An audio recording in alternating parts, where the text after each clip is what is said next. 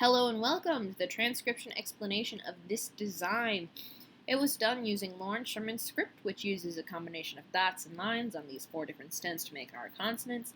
Vowels are smaller circles, so like these guys here, here, here, here, here, here, here, here, here, here. And they have different positions depending upon what vowel they are and if they're enclosed on one of these 4 stems. For example, A's are always on the outside of the word circle, but if they're enclosed on a stem, then they're inside the stem, but outside that word circle. But that's only true for the TH stems, which are on the line of the word circle and actually do have some of the stem outside the word circle. O's are opposite A's, and they're always inside the word circle, and they're on the line of the stems they're enclosed on. These I's and U's have the same position, but I's have a line going towards the middle, and U's have a line going outwards. And that position they're in is centralized, which is on the line of the word circle rather than outside or inside it, and right in the center of the consonant stem if they're enclosed on a consonant stem that goes inside the word circle. So, yeah, that's the spiel. Let's go ahead and get to this design, which is super satisfying because of how well the layout matches the meaning of the words. So let's go ahead and get to that. So this is obviously a bit intricate and a bit stacked as far as we have this kind of background gray layer, this light middle layer, and then this forward kind of prominent foreground of the darkest word. So let's go ahead and get to it. You read the script bottom counterclockwise, outer to inner. So this outermost circle is our first thing we read, which is true. This is the first thing we read in this design. And it's split up a bit differently. Instead of having the word circles be circles like these guys, they're just on this like little word circle line that kind of pokes out between and behind the rest of the design.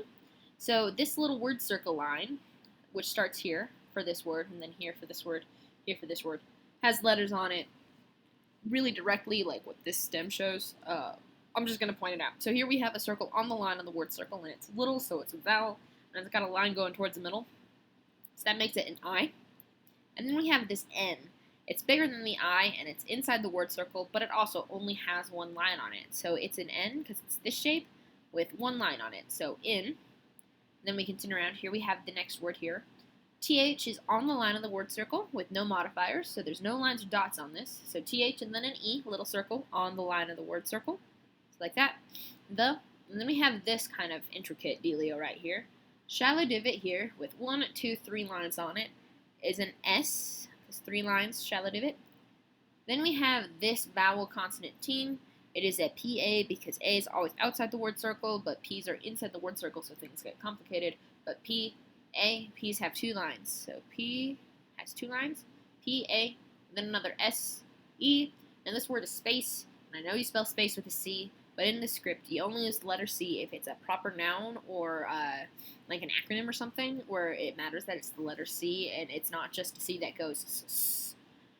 Because you phonetically use the letter S or K, so K or S, depending on what sound the C makes. So that's why you spell space S-P-A-S-E, because that's how space sounds, and C is a dumb letter.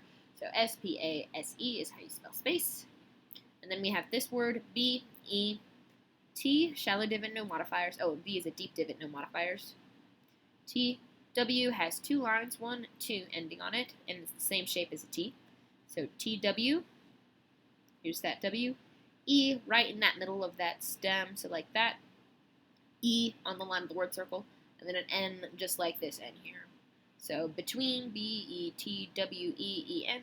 So in the space between is written in the space between our rest of our design. So in the space between, and then we go to the bottom again. This is where the trickiest thing is, because if we're just going to follow the flow of it, we'd hit this first, and then here, here, here. But I'm hoping that since there's a notable like kind of gap between this stylistic thing and this stylistic thing, you would start again, kind of like a new word circle. Because if we had just the white bit without the gray bit, you would start at the bottom of it, hit this word first. But if you're spiraling it all together like one design, you would hit this word first, which is where the artistic freedom comes into play. So because reasons, we skip this word. Yay, artistic freedom. And we look at this white chunk as its own independent design, because this is off in the background, or ideally that's what it's supposed to kind of look like. So anyway, bottom of the word circle, we'll send circles here, and we hit this word first. Bottom of it's here, and we have this deep divot with 2 dots. All these lines pass through, but these 2 dots make that a CH, A, and then we have an O on the inside of the word circle, And then this S has 1, 2, 3 lines on it, like S's should. So chaos. Continuing on, A, N has 1 line on it, just like these N's. 1, 2, 3 dots on the D. So and, bottom of the word circles here, SH because it's got 2 dots on it. A outside the word circle. P because 1, 2 lines on the P, and then the E in the middle of that. So there's the P. So shape. And then here we have, again, spiraling. This is supposed to look like a separate layer, this thick one here, because you want to spiral towards the middle and hit this one next. But here's that is again. This is the weird one. I needed it here so I could have these 4 different chonkers. So the is would have to go here. You definitely wouldn't read it right if it was like this word and then, yeah, artistic liberties. If these are 3 independent layers of this one, then this one, and then this one, then it reads fine.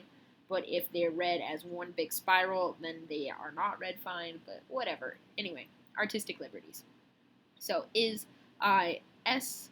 I has a line going towards the middle. 1, 2, 3 lines on this S makes it an S. Is, and then last but not least, bottom of this word circle. 1, 2, oh wait, we start here. This is the bottom of the word circle. This is the first letter we hit. It has 2 lines on it, so that's a P. And then we have an O. Then we have this double line here. This double line, you see how it's swoop, swoop. Double line means it's a double letter, and since they're the same thickness, it's the same letter twice, so that is a double S. So P-O-S-S. Then we have an I line going towards the middle. B, none of these lines end on it, so it's just a B. Another I. L-I, 1, 2, 3 dots on that L, because L's have 3 dots. T, nothing on the E, T. So just a T, all by itself. And then we have this, which looks like a TH, right? Because it's got no modifiers on it. But these 2 dots have to go somewhere, so they go with the Y. So that would be possibility. Woo! So these 2 dots, I was debating on coloring them dark, but they look so much better as light because they match these guys. So even though these dots are colored like this stem, they match this word. So yeah, that's that design. So it literally says, in the space between chaos and shape is possibility, with the word possibility between the word chaos and shape. So yeah, that was the goal of this design. I hope you like it. I'm really pleased with it. I think it looks fantastic, and I think it makes sense if you look at each thing separately.